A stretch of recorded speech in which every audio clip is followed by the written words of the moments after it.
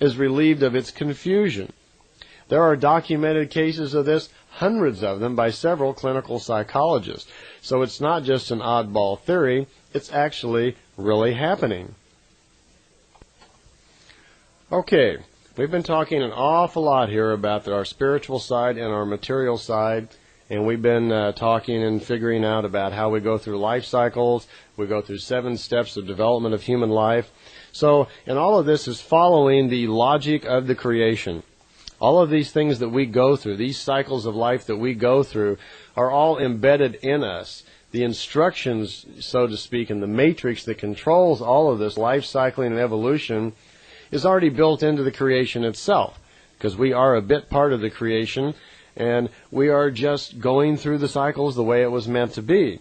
So that's why we have 7 stages of development, and that's why we are actually 2 beings. We are a spiritual being, which is going through a series of material lives.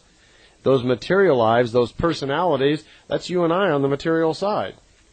We are Barbara, Nancy, Bob, Larry, whatever our particular personality is right now. But that's a material being. Just for a moment, I'd like for you to get the exhibit that I have in the little handbook. There's a drawing of a big circle, and it says the 2-part being on there. It says on the left side the material side and the spiritual, and I'd like to explain to you a little bit, as it was explained to me, how the material being and the spiritual being actually interact and what's going on while we're in this material life. You see, even as you're listening, thinking, all the time that you're in your material life, you are also a spiritual being. And that spiritual being is in there all the time, listening, paying attention, and trying to gain in spiritual growth. That's the whole impotence why you're trying to learn all the time. That's what drives you to find out things, to make a quest for information.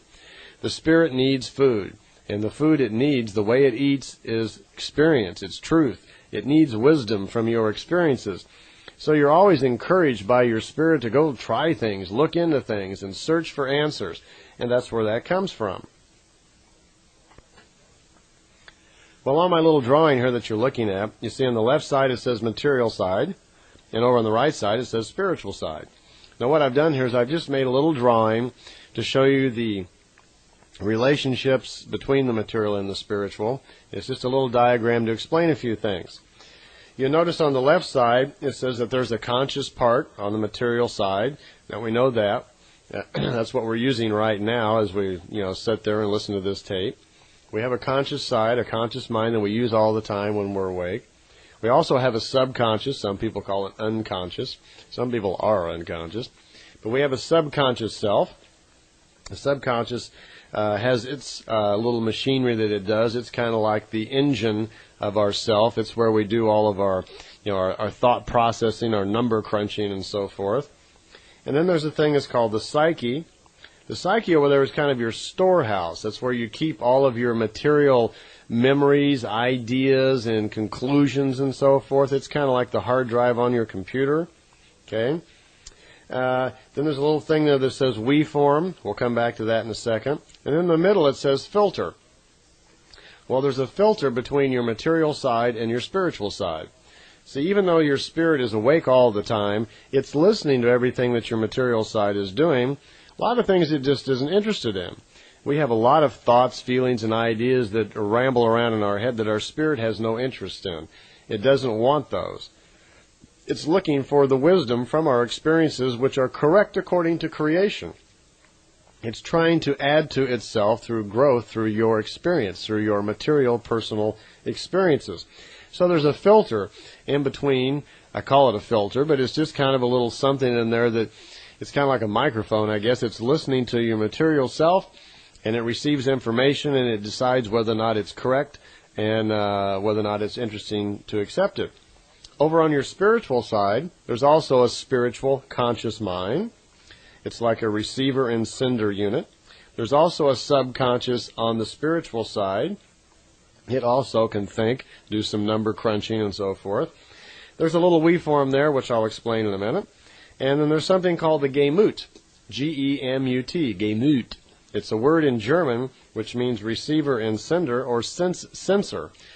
it's slightly different than the psyche, its counterpart on the material side, in that the psyche only stores information and all your memories from your material life.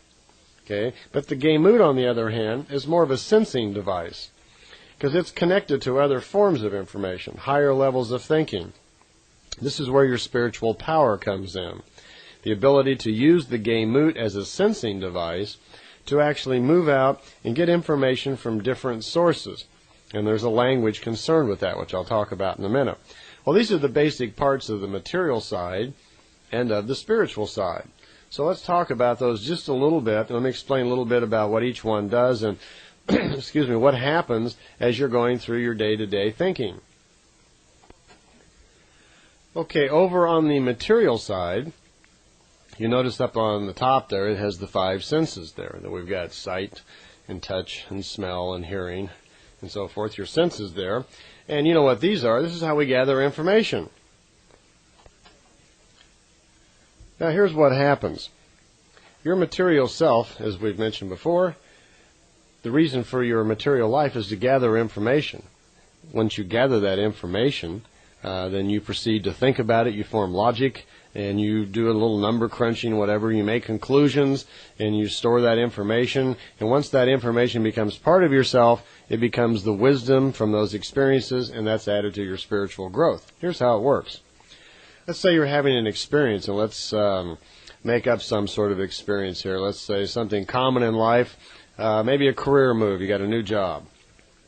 Okay? You've been working at a company for a while, and you know, a big promotion's coming up, and there's you and 2 or 3 other people that are online for the promotion. Now let's make this a happy story. So let's say you get the promotion, all right? Well, as we're going through life all the time, we're using all of our senses all the time to gather data, aren't we?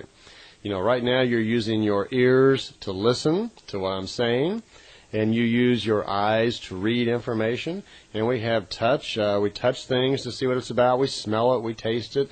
These are how all of our sensors are out there, material sensors are always gathering information and feeding it to us.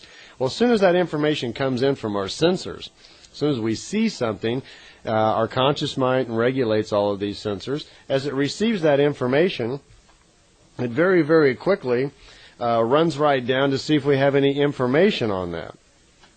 You see, the conscious mind actually can't make any decisions on its own. It has an entirely different function. It's responsible for gathering the information and bringing it in and so forth, but on its own it can't make any decisions really on its own. So it doesn't. Actually what it does is when that information comes in from you, it quickly directs that thought or idea directly to your subconscious to see if we have any data on that. Because in your subconscious is all of your knowledge, and it wants to know if this new incoming thought, if we're sympathetic to it, or if we have any feelings about this. What's our opinions? Do we have any knowledge? Is there any data on this thing that just came in? And it's done very, very quickly. So what happens is, as you're listening to this tape, reading a book, or you just heard some information about this promotion that you're going to get it, you become very excited, but maybe somebody says something, well, gee, the person who gets the promotion is going to be the one who had the highest sales. And you're quickly thinking, oh, sales. Your mind flashes off into running back over all of your sales numbers to see if think you might be eligible. Well, as soon as you heard that information about the sales, your ears picked it up and went through your conscious mind turns around immediately. And in an instant, in a flash, it runs to your subconscious to get any data, to see what we think about that, and then comes back and gives a feeling or an impulse